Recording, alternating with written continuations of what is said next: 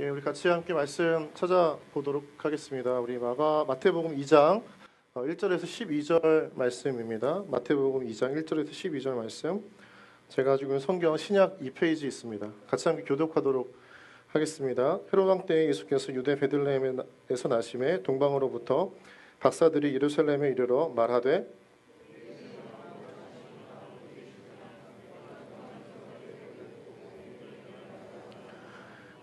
헤롯 왕과 온 예루살렘이 듣고 소동한지라.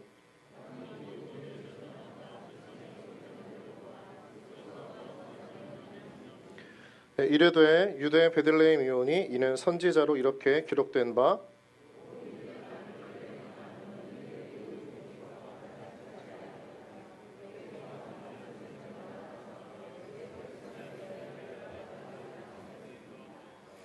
이에 헤롯이 가만히 박사들을 불러 별이 나타난 때를 자세히 묻고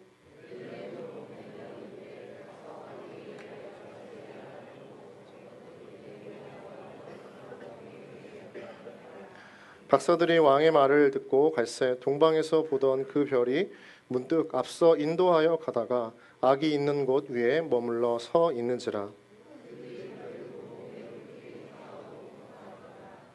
집에 들어가 아기와 그의 어머니 마리아가 함께 있는 것을 보고 엎드려 아기께 경배하고 보배압을 열어 황금과 유향과 모략을 예물로 드리니라. 같이 읽겠습니다. 그들은 꿈에 헤롯에게로 돌아가지 말라 지시하심을 받아 다른 길로 고국에 돌아가니라. 아멘. 예, 우리 블레싱 지체 여러분 예배 가운데 오신 것을 환영합니다. 예, 지난주에 비해서 이렇게 웃으면서 축복하시는 분들이 조금 많아진 것 같아서 너무 감사합니다. 우리 한 주간 주어진 삶의 일터에서 또 가정에서 믿음으로 살아간 우리 모든 블레시체들을 축복하고 싶습니다. 우리 좌우 바라보면서 우리 박수로 함께 격려하고 축복하겠습니다. 수고하셨습니다. 예, 우리 지난주에 이어서 우리 저희 공동체를 섬기는 우리 임원들, 마을 목자, 또 사랑장, 또 그 외에 이제 많은 분들이 계십니다. 그분들을 향해서 우리 감사의 마음을 담아서 감사하다고 함께 박수로 마음 전하겠습니다. 감사합니다. 우리 같이 함께 시간 가슴 손으로 얹고 기도를 따라해 주시면 감사하겠습니다. 예, 주님의 말씀은 살아 있습니다. 그 말씀은 나의 생각을 바꾸고 감정을 변화시킵니다. 나의 말과 행동을 변화시킵니다. 인격과 삶을 바꿉니다. 이 시간 말씀을 듣게 하시고 성령님 나를 만나 주시옵소서. 예수님의 이름으로 기도드립니다. 아멘. 네, 아멘. 오늘 말씀의 제목을 같이 함께 읽겠습니다. 말씀 제목 잠깐 띄워주시겠습니까? 네. 말씀 제목, 네, 함께 읽겠습니다. 시작. 별을 보고 걷는 인생. 네, 별을 보고 걷는 인생입니다. 여러분 모두가 잠든 밤, 여러분 깨어서 어두워진 밤 하늘을 또 그 밤 하늘 안에 있는 별을 본 적이 언제 있었나요? 별의 시인이라고 불렸던 작고하신 고 이성선이라고 하는 시인은요, 그의 시 새벽별 앞에라고 하는 시에서 이렇게 시를 담아서 별에 대해서 이야기하고 있습니다. 그 내용을 잠깐 함께 보겠습니다. 밤새워 눈을 뜨고 이 땅을 내려다보는 새벽별을 바라보며 나는 고해성사하는 마음으로 섰다. 여명의 먼 빛에 가슴 흔들리며 차갑게 빛나는 당신의 시선을 전신에 박히는 보석으로 받는다. 이 이성선 시인은 이 별이라고 하는 이 시 앞 내용에서 당신의 시선이라고 하는 걸 느끼고 있습니다. 칠흑같이 어두운 하늘에서 한 줄기 별 하나가 우리 인생을 향해 비칠 때 우리가 걸어가야 할 길을 걷게 되고요, 홀로 걷는 인생이 아님을 느끼게 된다는 거죠. 누군가와 함께하는 인생을 고백하고 싶었던 저자의 마음이 느껴지는 시입니다. 여러분, 그래서 아무리 어두운 인생을 걷고 살아가고 있다고 하더라도요, 별 하나로 인해서 우리가 힘을 얻고 소망을 품게 되는 거죠. 세계적인 천체 물리학자였던 스티븐 호킹 박사는 2012년 패럴림픽에서 개막식에서 다음과 같은 명언을 남겼습니다. 고개를 숙인 채 당신의 발을 보지 말고 고개를 들어 하늘의 별을 봐라. 여러분 지금 여러분 인생 가운데 그 길을 걸어갈 때 무엇을 보고 있는지 한번 질문해 보고 싶습니다. 오늘 본문은요, 동방의 박사들이 유난히 크고 빛나는 별 하나를 쫓아서 길을 떠납니다. 유대인의 왕을 찾아서 떠났던 길입니다. 그리고 그들은 예루살렘이라고 하는 성에 도착해서 다음과 같은 고백을 하게 됩니다. 묻게 되는 거죠. 우리 함께 1절, 2절 말씀 같이 함께 읽겠습니다. 시작. 헤롯 왕 때에 예수께서 유대 베들레헴에서 나심에 동방으로부터 박사들이 예루살렘에 이르러 말하되 유대인의 왕으로 나신 이가 어디 계시냐? 우리가 동방에서 그의 별을 보고 그에게 경배하러 왔노라 하니. 본문의 1절은 이 유대의 박사들, 동방 박사들에 대해서 한 가지 착각했다는 내용들을 접하게 만듭니다. 1절을 보면요, 예수께서 유대 베들레헴에서 나시메라고 이야기하는데 동방 박사들은 예루살렘에 이르렀다라고 이야기를 하고 있어요. 지금 이들은요, 별을 보고 걸어왔습니다.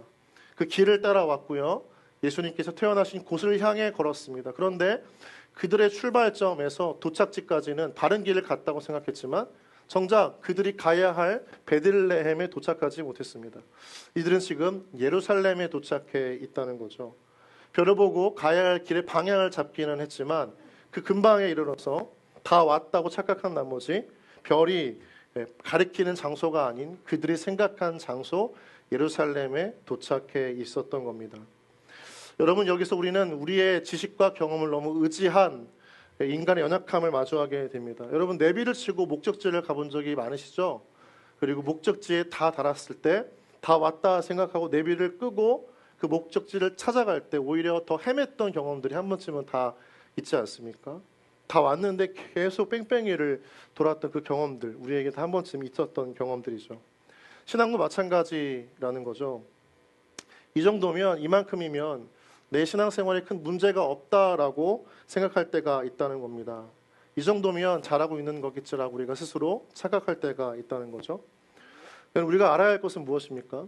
운전을 잘하는 것과 또 목적지에 도착하는 것은 다른 차원의 문제라는 거예요. 잘못 가면서도 우리가 잘 가고 있다고 착각할 때가 많은 것이 인간의 본성이고 연약함입니다. 오늘날의 시대는요, 어디를 갈지 몰라 길을 잃어버린 시대이고 세대이고 삶이라는 것을 우리 너무나 잘 알고 있습니다. 길이 없는 시대인 것 같기도 하고요, 보이지 않는 길 때문에 방황하고 있는 우리의 삶이 너무나 많이 있다는 걸 알게 되는 거죠. 지금 동방 박사들은요, 별을 보고 길을 찾아왔습니다. 길을 걸어왔습니다. 별이 있는 곳에 도착했다라고 생각을 했습니다. 그런데 정작 목적지는 달랐어요. 이들의 착각은요, 큰 소란을 불러일으킵니다. 3절을 보면요, 예루살렘이 듣고 소동했다라고 하는 표현을 이야기하고 있습니다. 3절 말씀에 헤롯 왕과 온 예루살렘이 듣고 소동한지라. 바른 길을 갔다고 생각하고 목적지에 도착해서 그 이유와 목적을 이야기했지만 정작 오히려 기쁨과 환희와 환대가 아니라 소란이 일어납니다. 이 동방 박사들의 그 잘못된 판단이 얼마나 세상을 시끄럽게 하는지를 알려주는 거죠. 여러분, 그래서 우리는요, 늘 우리의 경험과 지식을 의지하지 않고요, 우리의 생각과 판단을 하나님 앞에서 바르게 점검해야 될 줄 믿습니다. 하나님께서 이끄시는 인생의 길은요, 우리의 계획대로 되지 않습니다. 우리가 원하는 대로 되지 않습니다. 우리는 길을 잃어버릴 때에서만 별을 봐서는 안 됩니다. 우리는 언제나 그 별에 우리 시선이 꽂혀져 있어야 합니다. 끊임없이 눈을 떼지 말아야 합니다. 여러분, 인간은 보이는 것에 현혹되기 너무나 쉽습니다. 하와가 선악과를 따먹기 시작했을 때 이런 유혹에 빠졌습니다. 먹음직도 하고 보암직도 해서 먹었다는 겁니다. 먹고 싶은 유혹이 너무나 강렬하게 다가왔던 것은 보이는 것에 있었습니다. 별에 눈을 떼기 시작하면 가야 할 길을 잃어버립니다. 동방의 박사들은 그 목적지에 다다랐다고 스스로 판단하고 착각한 채 더 이상 별을 보지 않았던 거죠. 저기 멀리 웅장하게 갖추어져 있는 그 예루살렘 성을 보고 다 왔다라고 착각했던 겁니다. 그런데 별이 가리키는 곳은 아니었다라는 거죠. 동방의 박사들은요, 유대인의 왕을 찾아간다는 생각에 왕궁에 있는 예루살렘으로 향해 갔습니다. 여러분, 그런데 그 예루살렘에 예수님이 태어나셨습니까? 태어나지 않으셨습니까? 태어나지 않으셨다는 거죠. 화려하고 웅장한 궁궐, 그 궁전이 있는 어쩌면 왕의 탄생과 너무나 어울릴 것 같은 그 예루살렘 성, 그것은 그들의 착각이 이끌었던 도착지였던 거죠. 화려함과 웅장함이 유대인의 왕의 탄생을 말하는 것은 아닙니다. 그렇게 또 표현하는 것도 아니죠.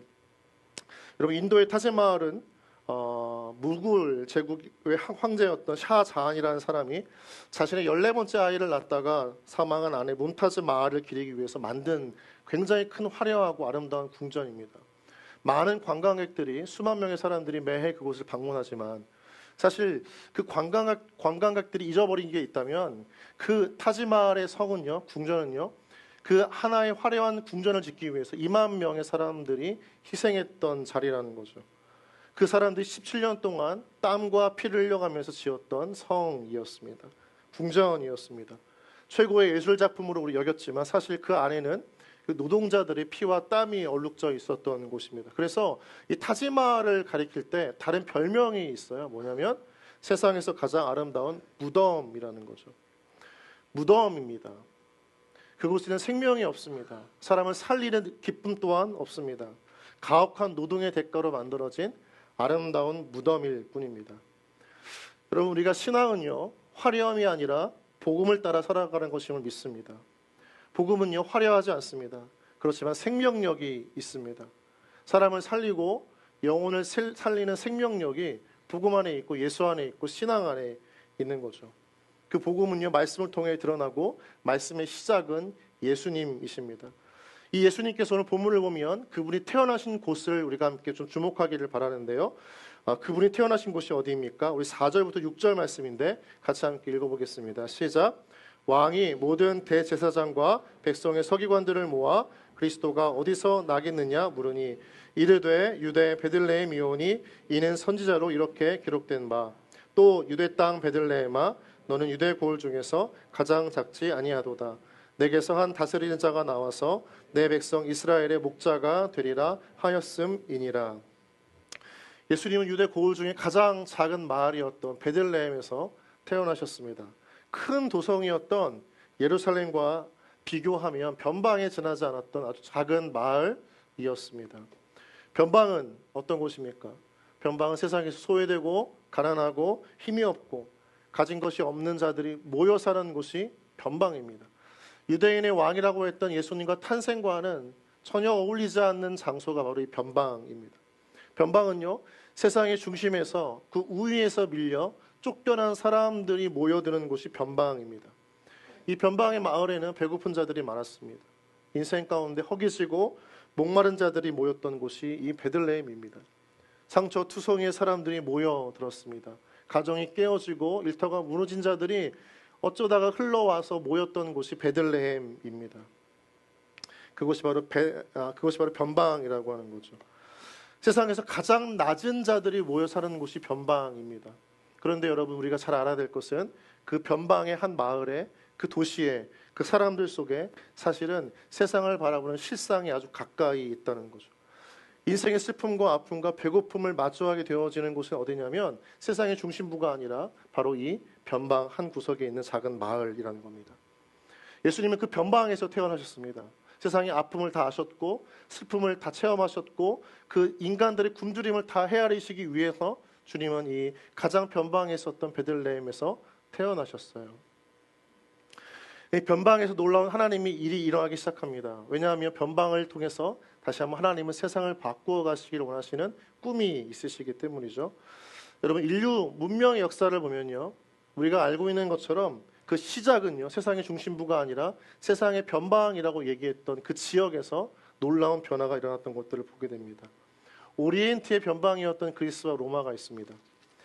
근대사의 시작이 된 영국과 네덜란드, 또 현대사의 중심이 된 미국은 당시 영국의 식민지였고 세상의 변방에 위치해 있었습니다. 그런데 그 변방에서 세상을 바꿔가는 놀라운 역사의 시작이 이루어졌던 것들을 보게 됩니다. 성경도 마찬가지인 거죠. 하나님의 기적들은 어디에서 일어납니까? 사람들이 주목하지 않는 곳, 보잘것 없는 곳, 그 인생과 그 공동체에서 하나님의 역사가 시작되어진다는 거죠. 하나님의 일하심의 시작은 바로 그렇게 세상의 변두리, 변방이었던 곳에서 보잘것없는 그 사람들을 통해서 하나님은 일하시기 시작합니다. 수천 명을 먹였던 오병이어의 시작은 누구를 통해서 이루어졌습니까? 어린아이 한 소년에 의해서 시작되었습니다.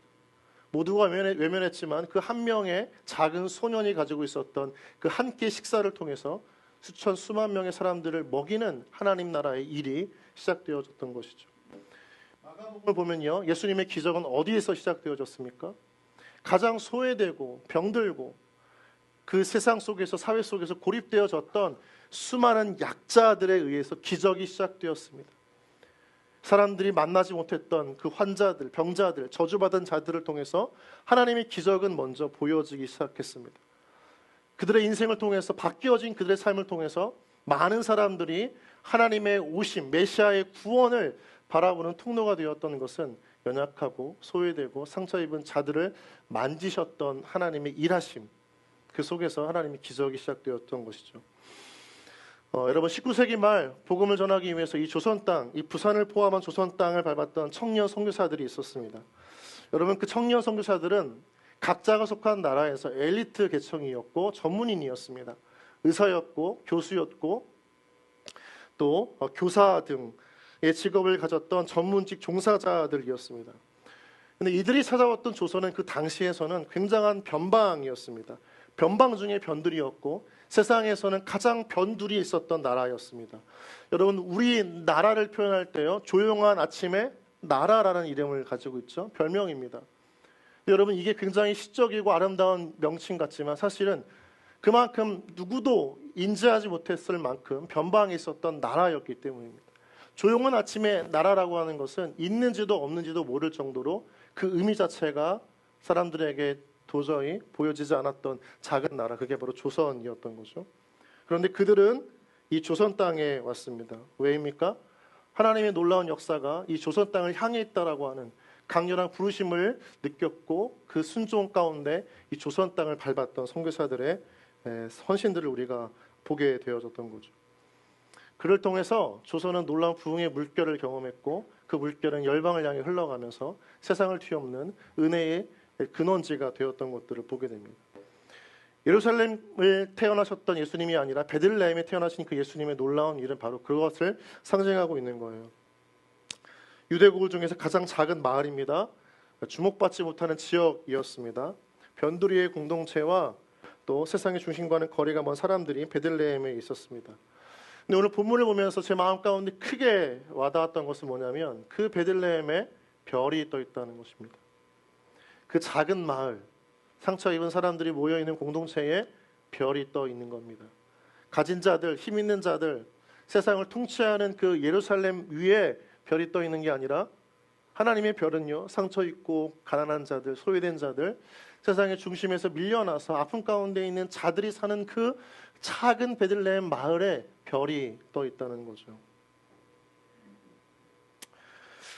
어두운 세상을 밝힐 원대한 하나님의 시그널이 어디 있다는 겁니까? 예루살렘이 아니라 이 베들레헴에서 시작됐다는 겁니다. 하나님은 6절에서 다음과 같이 말씀하십니다. 6절 말씀을 다시 한번 같이 읽어보면 좋겠습니다. 6절 시작. 또 유대 땅 베들레헴아, 너는 유대의 고을 중에서 가장 작지 아니하도다. 내게서 한 다스리는 자가 나와서 내 백성 이스라엘의 목자가 되리라 하였음이니이다. 작은 곳, 변방과 변두리, 그곳이 바로 하나님의 꿈이 시작되는 곳임을 믿습니다. 하나님의 별은요, 바로 거기에 떠 있는 거예요. 하나님은 지금 거기를 비추고 계십니다. 예루살렘은 이스라엘의 수도였습니다. 정치와 문화와 경제의 중심지였지만 하나님의 시선이 거기에 머물지 않았습니다. 하나님의 시선은 가장 작은 마을, 가장 상처 입은 인생, 가장 고립되어져 있는 그 삶을 살아가는 영혼들이 있는 그곳에 머물러 계시는 거죠. 그래서 하나님의 시선은요, 가장 작은 마을이었던, 변방이었던, 변두리였던 베들레헴을 향해 있다는 겁니다. 왜요? 그 속에 하나님의 무궁무진한 꿈과 계획이 담겨져 있기 때문입니다. 여러분, 우리가 이런 말 너무 잘 많이 들어봤죠. 사과 속의 씨앗은 몇 개인지 셀 수, 사과나무의 사과는 몇 개인지 셀 수 있지만 씨앗 속의 사과는 몇 개인지 알 수 없다는 겁니다. 그 작은 것 안에 담겨져 있는 놀라운 하나님의 무궁한 계획, 작은 것이 중요한 것이 아니라 작은 것 안에 담겨져 있는 이 하나님의 놀라운 생명력의 역사가 이 베들레헴 안에서 시작되어지는 겁니다. 그 생명력은 세상을 구원할 만한 복음의 파괴력을 가졌고 세상을 구원하는 하나님의 시작이 되었던 것이죠. 여러분, 우리의 인생과 우리의 그 삶이, 가정과 일터가 때때로 베들레헴과 같이 어떤 변방의 인생이요, 연약한 가정이고 변두리와 같은 일터일지라도요, 하나님의 은혜가 그곳에 더 가득한 줄 믿습니다. 그곳에 하나님의 일하심이 더 큰 줄 믿습니다. 블레싱 여러분, 우리가 마음 가운데 인간에 가지고 있는 욕망이 있습니다. 세상의 중심부에 들어가고 싶은 거예요. 힘을 얻고 싶은 겁니다. 가지고 싶은 겁니다. 나아지고 싶은 것입니다. 그런데 하나님은요, 없는 자들, 힘이 약한 자들, 상처 입은 자들에게 더 큰 은혜를 주시는 겁니다. 왜요? 그 은혜가 있을 때야 세상을 뒤엎는 하나님의 놀라운 도구가 되고 인생이 되기 때문인 것이죠. 여러분, 그래서 우리의 삶은요, 연약하고 가진 것이 없고 고립되어 있다고 해가지고 절망할 필요가 없습니다. 그 인생의 막다른 끝끝에 오히려 하나님의 은혜의 손길은 더 강하게 우리 삶에 역사되어지는 줄 믿습니다. 여러분, 절망할수록 하나님의 일하심을 기대해야 하는 것이 우리 믿음의 삶을 살아가는 자들의 고백인 줄 믿습니다.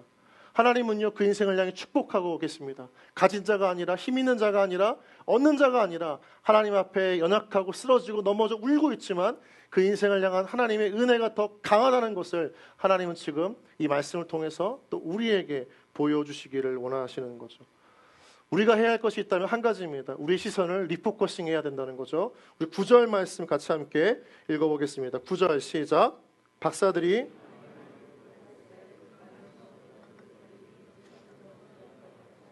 악이 있는 곳 위에 머물러 서 있는지라. 9절 말씀을 보면요, 그냥 별이 아닙니다. 한번 여러분 동그라미 치시면 좋겠어요. 성경에서 뭐라고 이야기합니까? 그 별이라고 이야기합니다. 그 별, 유일하게 딱 하나 남아있는 별입니다. 칠흑같이 어두운 세상을 밝히는 동방박사들의 이정표가 되어졌던, 그들이 가야 할 그 길을 비췄던 유일한 별 하나입니다. 여러분, 우리가 인생에서 쫓아야 할, 걸어야 할 길은 바로 오직 예수님을 향한 길이 되기를 다시 한번 주님의 이름으로 축원합니다. 우리 인생이 아무리 어둡고 먹물같이 칠흑같이 어두운 삶일지라도요, 하나님은요, 그 인생 속에서 유일하게 우리의 삶을 비추는 하나님, 그 새벽별과 같은 주님이심을 믿습니다. 별은 우리의 인생을 환하게 비추고 있고요, 그 별 때문에 우리는 다시 한번 인생을 힘있게 걸어갈 수 있는 거죠. 지금 9절 말씀을 통해서 주님 우리 가운데 말씀하시는 거예요. 그 별이 우리에게도 있다는 겁니다. 성탄절을 앞두고 있는 우리에게 주시는 주님의 메시지는 무엇입니까? 우리의 인생 가운데 아무리 연약하고 힘이 없고 절망과 어두움이 깃든 영혼일지라도, 그 삶일지라도 하나님은 우리 가운데 유일한 소망, 바로 그 별 되시는 예수 그리스도를 우리에게 보내주신다는 것입니다. 여러분, 이 자리 가운데에 어쩌면 인생의 절망과 어두운 영혼의 밤을 보내고 있을 우리 지체들이 있을 수도 있어요. 삶에 대한 기대와 소망이 없고 내일을 맞이할 아무런 내 안에 기대가 없는 청년들이 있을 수도 있습니다. 내 주위를 둘러보면 도저히 내일을 맞이할 수 있는 내 안에 어떤 여력도 없는 지체들이 있을 수도 있습니다. 개인의 인생만이 아니라 가정과 일터에서 더 이상 그저 내가 왜 살아가야 하는지, 무엇을 위해 버텨야 하는지, 왜 다 칠흑 같은 어두움의 인생이라고 여길 수밖에 없을 정도로 힘든 삶의 연속인지 답을 찾을 수 없는 인생이 있을 수도 있습니다. 그런데 여러분, 우리 가운데 소망이 있다면 무엇입니까? 그 인생에도 하나님은요, 우리를 향한 별을 남겨두셨다는 겁니다. 우리로 하여금 우리 가슴에, 우리의 삶에 둘러보면 답답하고 억울하고 원통한 일이 가득한 정말 너무나 어두운 마음 가운데 있을지라도 하나님은 그 마음을, 그 인생을, 그 가정과 일터를 비추시기 위해서 남겨놓으시는 별, 바로 예수가 있다는 것이죠. 여러분, 우리 안에 다시 한번 이 성탄절을 맞이해서 그 주님의 별, 그 주님을, 예수 그리스도를 우리 인생에 다시 한번 받아들이고 맞이하는 은혜가 있기를 주님의 이름으로 축복합니다. 그 별을 만날 때, 그 인생 우리 마음에 품을 때 우리 가운데 어떤 일이 일어납니까? 어떤 일이 벌어집니까? 그 인생에 주신 하나님의 축복은 무엇입니까? 10절 말씀인데요, 같이 함께 읽겠습니다. 10절 시작. 그들이 별을 보고 매우 기뻐하고 기뻐하더라. 그들이 별을 보고 매우 크게 기뻐하고 기뻐하더라는 것입니다. 별을 만난 사람, 별이 자신의 인생을 비추고 있음을 깨닫는 사람에게는 하나님께 주시는 회복의 은혜가 있습니다. 그것은 살아가는 기쁨입니다. 걸어가는 기쁨입니다. 목적지에 도착하지 않아도 걸어가는 그 기쁨을 주시는 겁니다.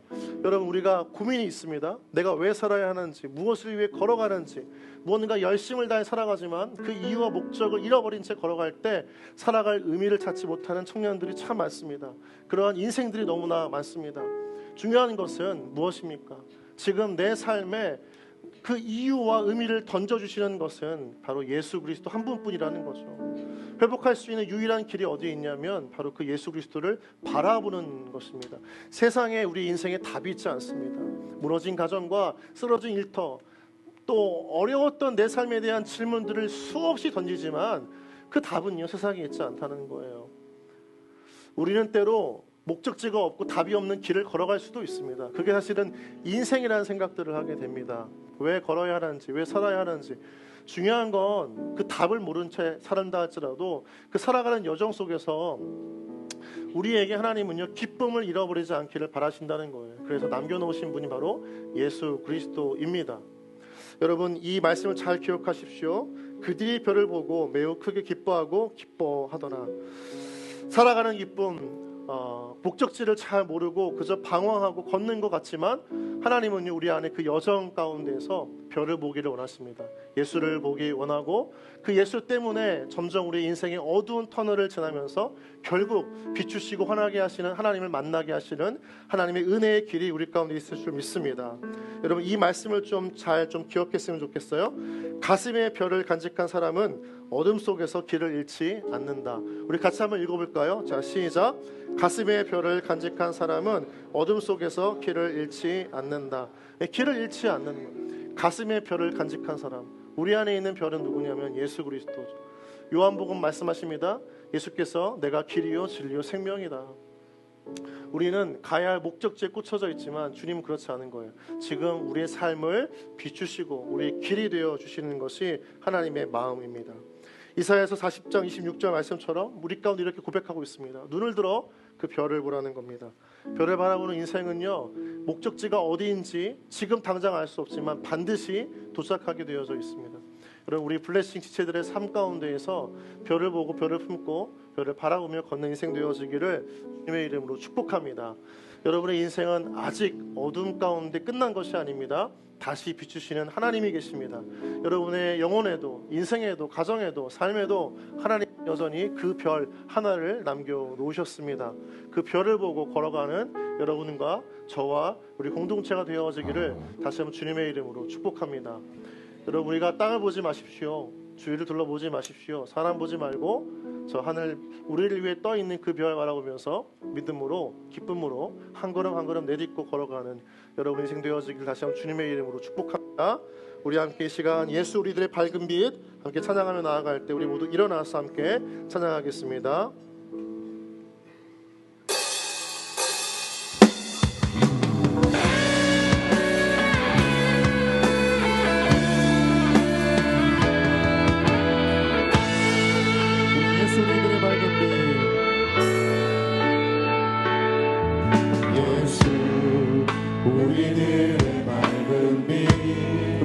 긍휼을 베푸시는 은혜와 긍휼을 베푸시는 주, 그의 길을 따라가는 주의 자녀들에게 항상 밝은 빛을 비추시네. 우리 그는 구원의 주 하나님, 그는 구원의 주 하나님, 공의로 세상을 다스리시네. 주를 경외하는 자들에게 부어주시는 놀라운 주님의 영광. 자, 우리 하늘에서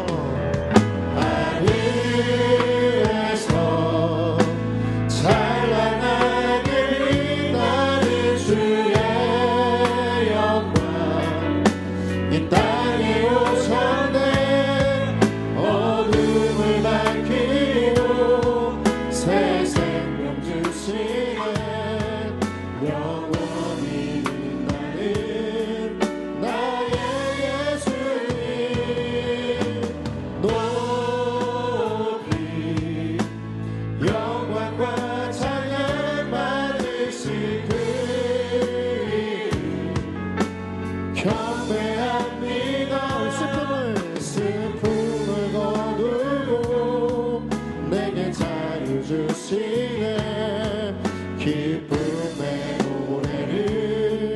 영원한 나의 빛. 우리 하늘에서 찬란하게 하늘에서 찬란하게 빛나는 주의 영광 이 땅에 오셨네. 어둠을 밝히고 새 생명 주시네. 영원히 빛나는 나의 예수님 높이 영광과 찬양 받으시니 우리 경배합니다. 경배합니다. 슬픔을 거두고 내게 자유 주시네. 기쁨의 노래를 영원한 나의 빛 예수께. 우리 이 시간 다시 한번 기도하며 나아갈 때 우리 가슴이 손으로 꽉 기도했으면 좋겠습니다. 하나님, 주위를 둘러보면 너무나 어둡고 희미해서 가야 할 길을 모르고 어디를 가야 할지 그 방향을 잃어버릴 때가 참 많이 있지만, 하나님, 우리 인생의 길을 걸어가면서 왜 이 고난과 어려움 가운데 빠져 있는지, 그 문제 가운데 헤어나오지 못하는지 이유를 알 수 없을 그때에도 하나님, 그 상황과 삶에 우리가 빠져 있지 않고 우리 가슴에, 우리 인생의 처 위에 우리를 향해 비추시는 그 별이 있음을 기억하고 그 별 대신 예수님 바라보고 그 삶을 향해 다시 한번 걸어갈 수 있도록, 하나님, 내가 상황과 삶과 우리 알 수 없는 인생에 빠져 있지 않고 그 인생을 비추시는 주님 바라볼 수 있는 믿음의 눈을 허락하여 주시옵소서. 다른 것에 현혹되지 않고 지금도 그 가장 어두운 시간, 어두운 인생 한가운데에서 나를 향해 비추시는 가장 환한 그 별 되시는 주님 바라보고 다시 소망하고 다시 걸어가고 다시 그 길을 힘있게 나아가는 나의 인생, 나의 삶 되게 하여 주시옵소서. 이 가슴에 별을 간직한 사람 결코 어둠 속에서도 길을 잃지 않음을 믿음으로 고백하며 내 안에 계시는 그 주님을 따라 믿음의 삶을 걸어가는 우리 인생, 나의 삶 되게 하여 주옵소서. 다시 한번 시간 주님 이름 부르며 기도하며 나가겠습니다. 주여, 하나님 아버지, 우리 인생의 그 길을 걸어갈 때 방황하고 헤어나올 수 없는 문제 있을 때에 다시 한번 하나님 아버지, 우리 마음 가운데 무너지는 삶이 있을지라도 영원히 비추시는 그 주님을 바라볼 수 있도록 우리의 시선이 그 별을 향해 나아가게 해주시옵소서. 새벽별과 같이 인생을 비추시는 하나님, 그 주님이 우리 삶 가운데 여전히 함께 계심을 믿습니다. 하나님 아버지, 우리 안에 잃어버린 기쁨, 살아갈 희망을 다시 한번 그 별을 보고 그 주님을 바라보고 나아갈 때 행복하고 누리고 소망하며 살아갈 수 있도록 인도해 주시옵소서. 하나님 아버지, 여전히 그 주님이 우리 가운데 함께 계심을 잊지 않게 해주시옵소서. 믿음의 눈을 들어 주님을 바라보게 하여 주시옵시고, 하나님 아버지, 가야 할 길을 헤매고 방황할 때마다 하나님의 삶과 문제 가운데 자신 있을 때마다 여기 그리스도의 인생 가운데 있을 때마다 미로에 빠져 하나님 주님과 없는 인생, 답이 없는 인생을 살아가는 것 같을 때마다 하나님 주님을 바라보고 주님의 길을 따라 걷는 그런 인생 되게 하여 주시옵소서. 하나님, 이 시간 가운데 우리 귀한 그리스도의 삶 가운데 인도해 주시옵소서. 하나님, 살 길을 몰라 방황하고 하나님 다 왔다 싶을 때에 그 불안에서 떨리지 않고 그러니까 주님 바라보며 허락하시는 그 믿음의 길에 걸어가는 그 인생 되게 하여 주시옵소서.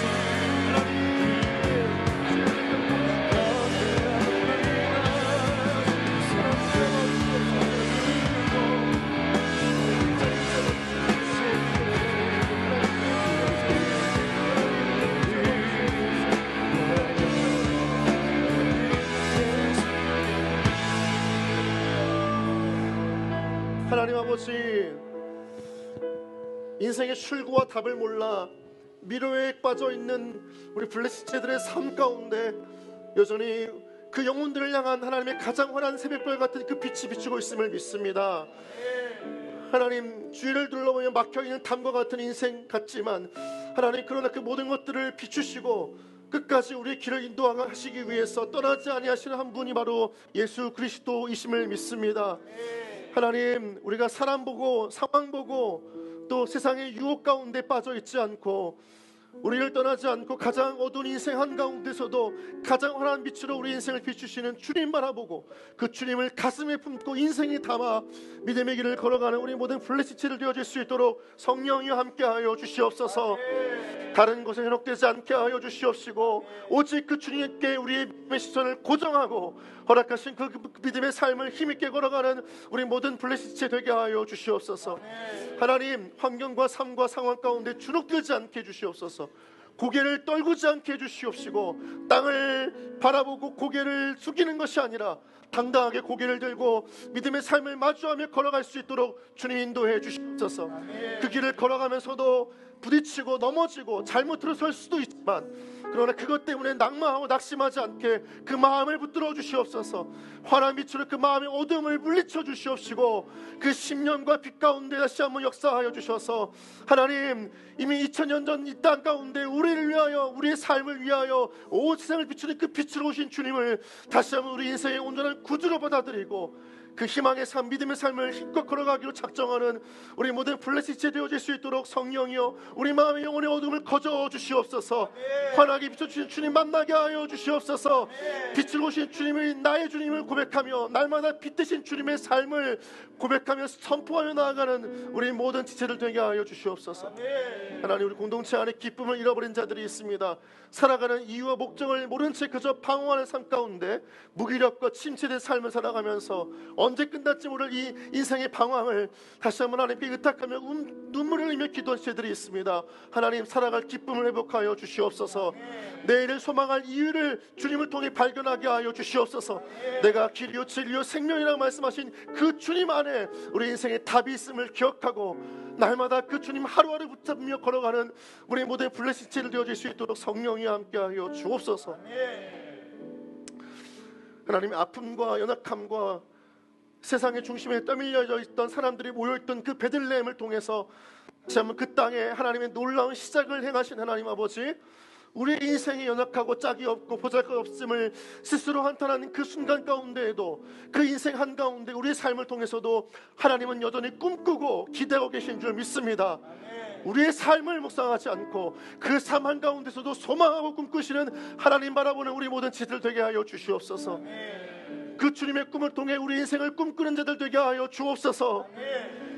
세상에 떠밀려 있다고 해서 밀려 있다고 해서 한탄하고 눈물 흘리지 않고 그 눈물 흘리고 아파하는 그 자리 가운데 다시 한번 소망하시는 그 주님 때문에 믿음의 발걸음을 힘있게 내딛는 우리 모든 지체들 되게 하여 주시옵소서. 하나님, 이제 더 이상 낙심의 눈물, 원망의 눈물, 고통의 눈물과 회한의 눈물을 흘리지 않고 은혜의 눈물 구하면서 나아가는 우리 모든 지체들 되게 하여 주옵소서. 하나님, 이제 곧 앞두고 있는 성탄절, 다른 이들을 위한 하나님의 탄생이 아니라 그 모든 인생의 어둠을 걷어내기 위해서 나에게 오신 그 주님을 맞이하는 기쁨과 환희가 우리 안에 넘쳐나게 하여 주시옵소서. 베들레헴 그 작은 땅, 작은 인생, 연약한 보잘것없는 인생 한 자리 가운데 다시 한번 하나님의 온 인류를 향한 소망의 꿈을 갖고 이 땅에 오신 그 주님이 나의 주님임을 믿습니다. 그 주님의 역사가 우리의 삶을 통하여 시작되어짐을 믿습니다. 날마다 그 주님을 선포하게 하여 주시옵소서. 끝나지 아니하는 하나님의 꿈을 꾸고 믿음으로 걸어가기를 담대하게 선언하며 다시 한번 그 길을 힘있게 걸어가는 우리 모든 지체들 되게 하여 주옵소서. 하나님 아버지, 우리 블레시체들을 축복합니다. 이들의 삶에 하나님의 은혜가 흘러갑니다. 하나님의 복이 여전히 남아있습니다. 하나님의 계획이 여전히 두근대어 그 설레임으로 다가가시는 하나님의 마음이 있습니다. 하나님, 우리의 생각과 감정대로 우리의 판단대로 끝나지 않고 착각하지 않고 여전히 하나님 손앞에 손 위에 주님의 그 인생 가운데 있음을 기억하고 다시 꿈꾸고 다시 소망하며 믿음으로 나아가는 우리 모든 믿음의 여정 되게 하여 주옵소서. 하나님 아버지, 우리 인생의 소망이 주님께 전적으로 달려있음을 고백합니다. 갈 길을 몰라 방황하지 않고 주님 때문에 한 걸음 한 걸음 내딛고 나아갈 때마다 우리 안에 걸어가는 기쁨과 삶의 환희를 허락하여 주시옵소서. 하나님, 생각이 바뀌고 감정이 바뀌고 삶에 대한 태도가 바뀌어지는 우리 블레시체 되어질 수 있도록 복음으로 은혜로 우리 인생을 덮어 주옵소서. 우리의 꿈이 아니라 하나님의 꿈을 꾸고 그 꿈대로 우리의 삶을 살아내는 믿음의 결단이 이어지게 하여 주옵소서. 예수님의 이름으로 기도합니다. 아멘. 감사합니다. 우리 자리에 앉으시고 준비한 예물 드리면서 찬양 드리겠습니다.